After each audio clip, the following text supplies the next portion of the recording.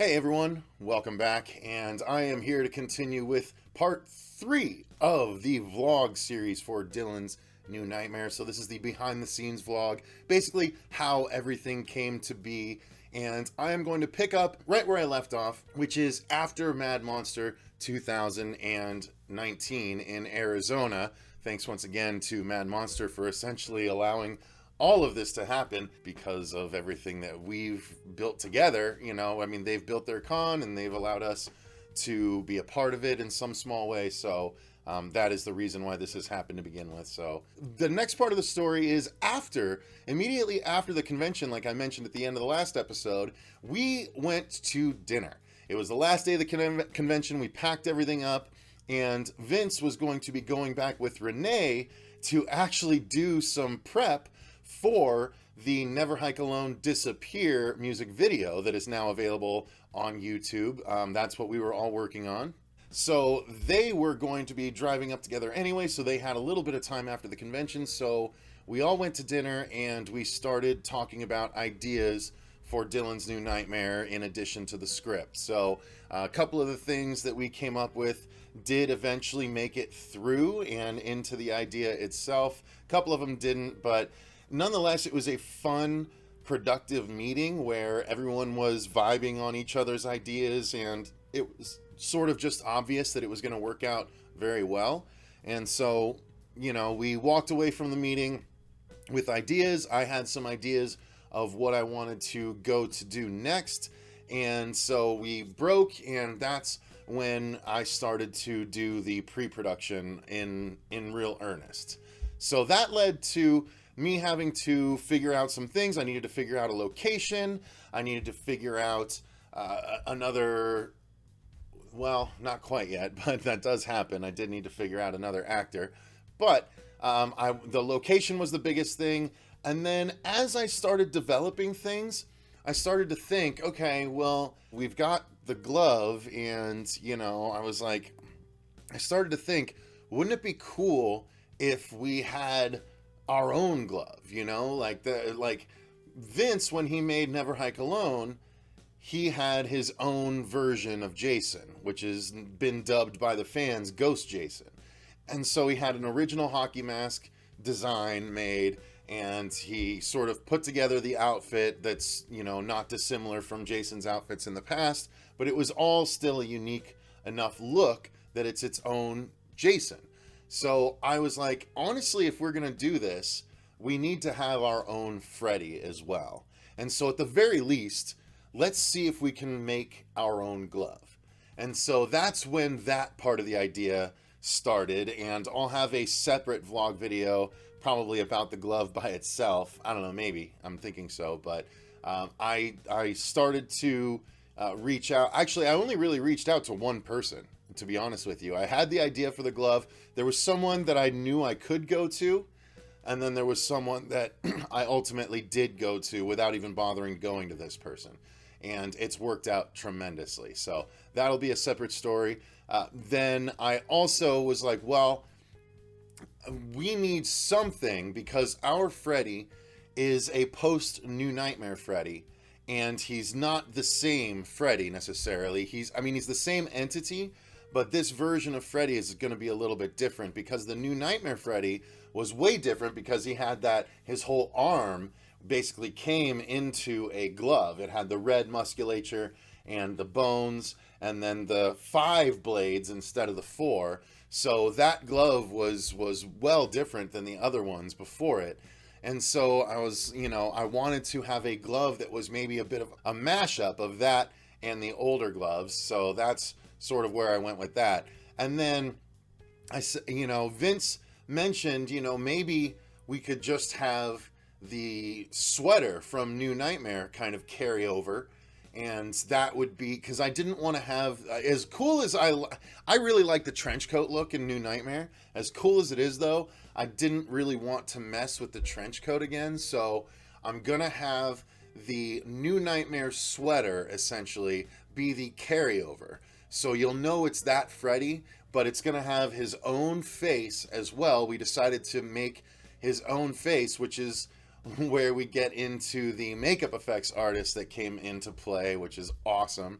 But we essentially wanted to do our own Freddy. So those are the pieces that I started in on. I also knew I needed to start some back-end things, so I built some social media pages for Dylan's New Nightmare, which should be live now by the time you guys are seeing this. And then I also knew I needed to start building the Indiegogo campaign that you all are aware of at this point. So I started putting pieces to that together. And so there were a lot of little things that I just started working on in order to make sure that we were going to be where we needed to be, because something that arose post-con, I started to realize when people started to ask about deadlines, they're like, what are you thinking deadline-wise? And I started to think, well, we need to shoot a teaser for the film, because we need to have something to show for the crowdfunding campaign. We can't launch the crowdfunding campaign without anything to show. So let's film a teaser, like a minute and a half long teaser, and then that will be what we present when we launch the crowdfunding campaign. So I started putting together the stuff necessary for that, a location, because it was a whole new teaser. It's not bits from the actual movie. The teaser is its own separate thing that is sort of a prologue to the film. And it's something that necessitated a few things. One of those things was Rex. So at one point when I was talking to Miko, I can't even remember at this point if I mentioned it in the last vlog, but Miko mentioned, hey, have you thought about using Rex? And I was like, no, but I would love to. And he's like, because I still have an undamaged and a damaged Rex from the original production. And so I was like, oh, absolutely. So I folded that into the script. And so I decided that maybe that would be a cool perk. Since we decided to get our own glove, I decided that would be a cool perk. We decided to get that New Nightmare sweater. And just to finish that up, I had a recommendation from the Freddy that I was planning on using at the time. And he said you should get a sweater from Maggie O, who is Margaret Olszewski, is I think how you say it. She's a lovely German woman that has made nightmare sweaters for years for lovers of the franchise and more. And so I reached out to her, and she was willing to make one of her New Nightmare sweaters. So I sent out that order, got that brewing, and it's just how things were progressing. Little things were sort of starting to come together, and it was all working out quite nicely. So I ended up staying in touch with Miko after the convention. I messaged him to keep him updated, and he responded and remained excited about the project and stayed in contact to give his ideas as well, because we wanted to fold them in, because it makes sense to, obviously, being a veteran of the franchise and a creative mind in and of his own. So that all was working along very well. And then when I spoke with Vince again, he actually said, hey, I have an idea who we could use for the special effects artist. There's this girl named Nora Hewitt.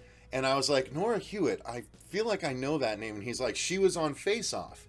And I was like, oh, okay. And I looked it up, and I not only knew Nora Hewitt, but I watched her season. I watched the first 10 seasons of Face Off, which, if you don't know, is a makeup effects show, a special effects makeup show on Sci-Fi, or it was for a long time. I'm not sure if they're still going, actually, but they made a bunch of seasons, and Nora ended up being the winner of season 9 of Face Off. And so Vince wanted to bring her into the fold because she was kind of chomping at the bit to create her own version of the Freddy Face. So that's who's going to do it. She's got to do the hand as well.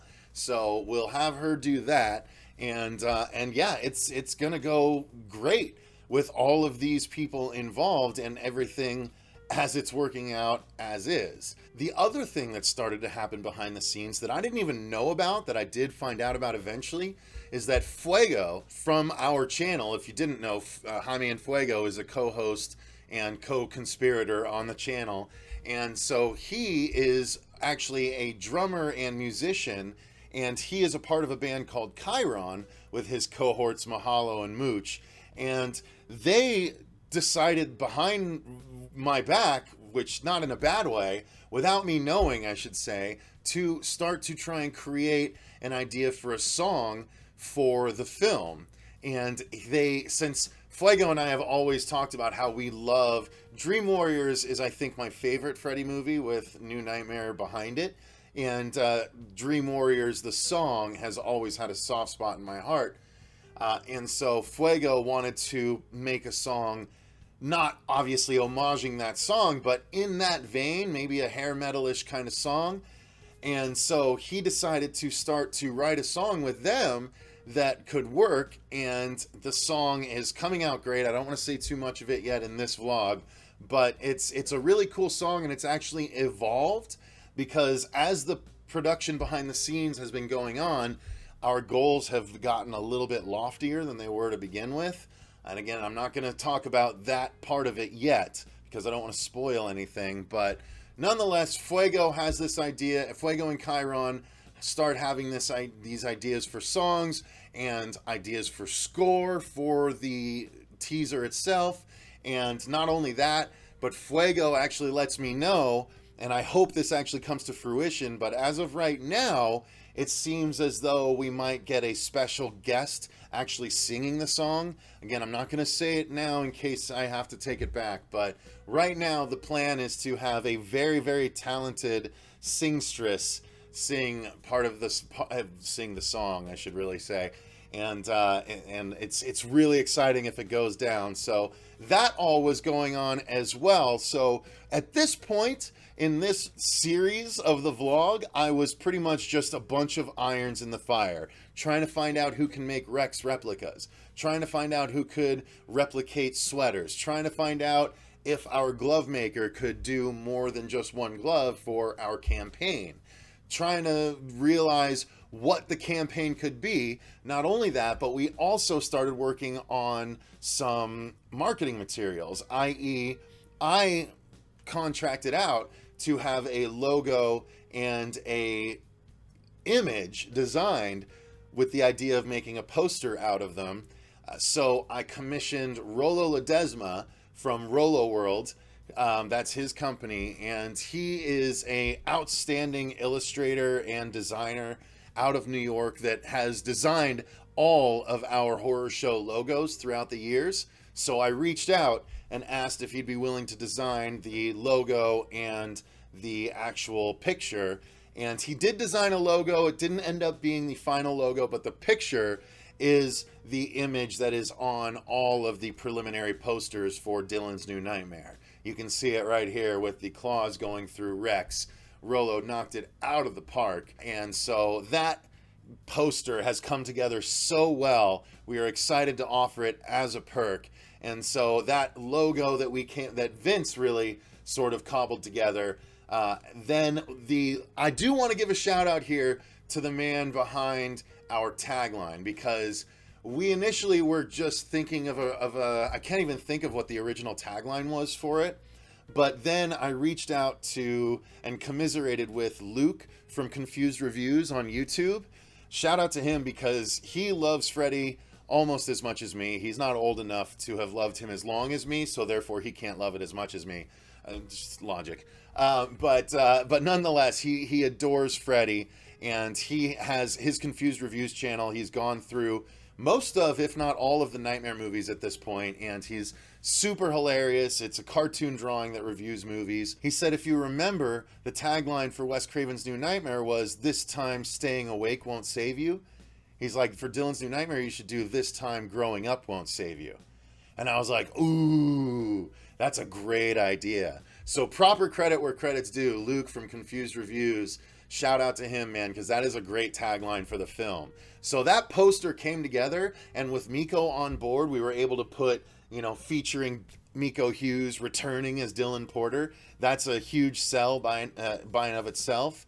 And then the poster changed a little bit because there was a bit of a Freddy change. So allow me to fill you in on that real quick. So initially I reached out to a friend of the channel, Robert, who works with a local news station. So he is a busy man and a creative force in and of his own right. He actually has been on the channel as Freddy, as the character, which, you know, he kind of inspired me to write this story because I knew we had access to a tremendous Freddy. So I have to give credit to the guy.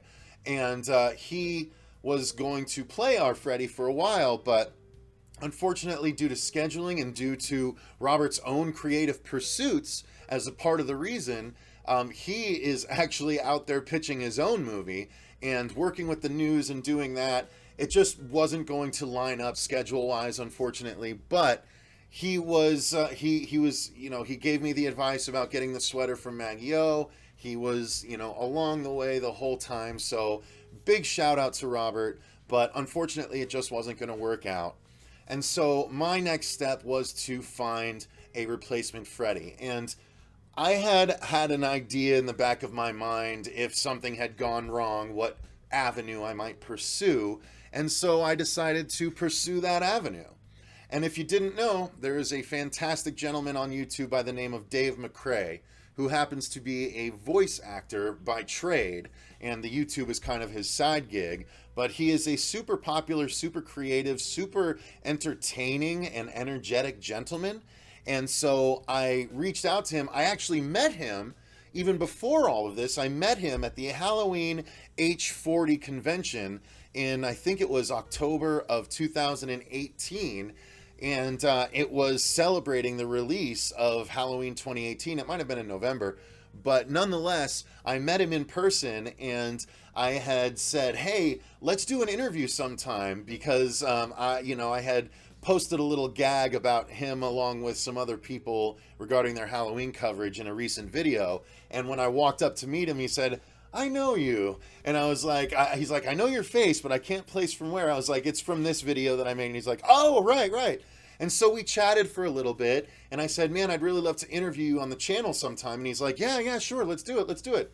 Fast forward to basically, almost a year later, about 10 months later, and it occurs to me that I never did this interview, and so I reached out to Dave, and I wanted to get this interview done, and as I was writing the questions, I just couldn't resist putting in kind of a backdoor audition. So he is, again, a voice actor by trade. That is his day job, and a tremendous one at that. You know his voice without even realizing it from trailers that he's done in the past, especially if you're in the Canadian area, the Canada area, however you want to put it, you Maple Leaf loving Emmett mother effers.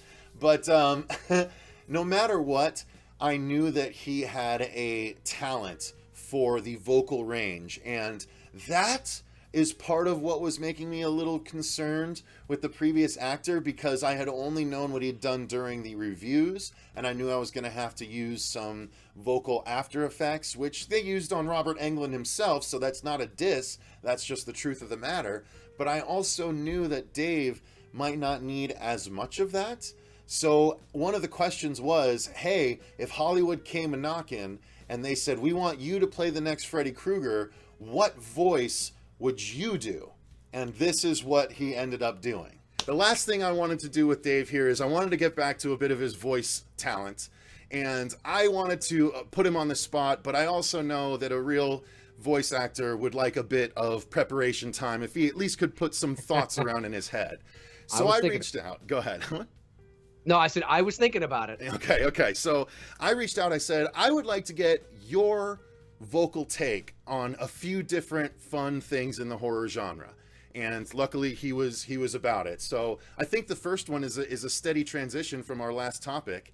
So I was curious, since we haven't had any official confirmation of anyone rebooting Nightmare, if Nightmare was rebooted and they came to you and said, Dave, we got a great physical actor for Freddy, but his vocals are shit, we want you to dub Freddy, and we want you to give him your spin on the Freddy voice. Do you have something that you could spit towards us as far as the Freddy voice that you would do? You know what? I think the best thing to do is my inspiration would come from like when Robert Englund was doing the Freddy voice. Ironically, now that he's 70 years old or 72 or 3 or whatever he is, he actually can do the Freddy voice almost to the pitch that they lowered it in the early Elm Street films.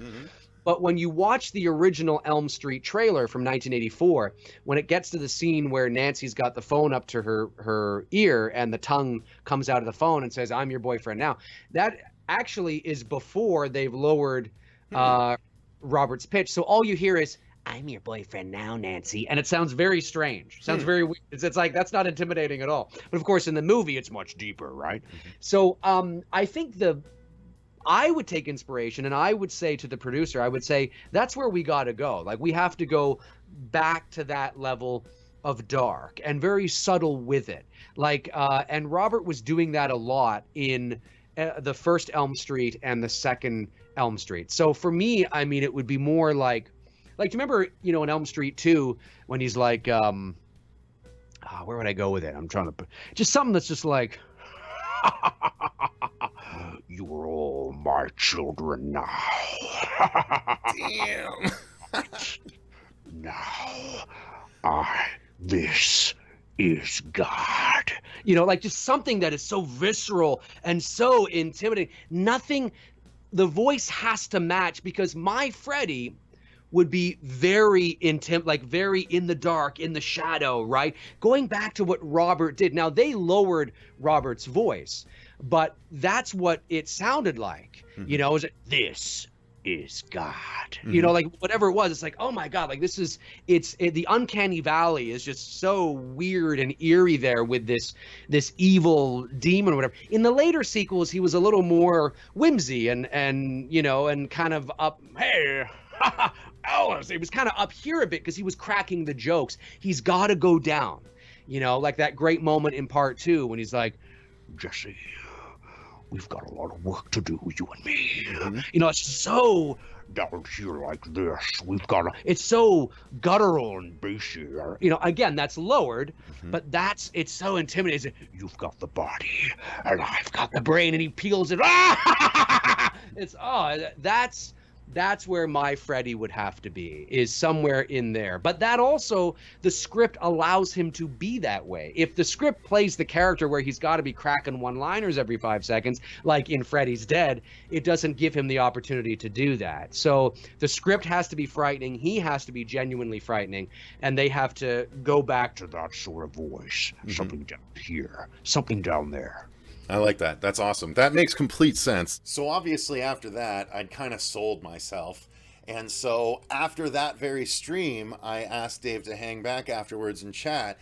And I told him about the idea. He was really into the idea. So I pitched him the idea of possibly being Freddy. And he was really into that idea as well. And lo and behold, now Dave McCrae is our Freddy Krueger. So everything has kind of come together in this weird, wacky way, but it's all working out in such a beautiful way that I can't stand it. It's just tremendous. So I'm going to go ahead and end the part 3 update there because that was a lot of information. And I know I'm telling this in retrospect, but I'm finally better about doing updates as is because I'm about to record an update that'll be in the 4th vlog, but it's going to be a short one. But I am unboxing something that we needed, so stay tuned for that. But thanks again for watching, you guys. Until part 4, stay scared.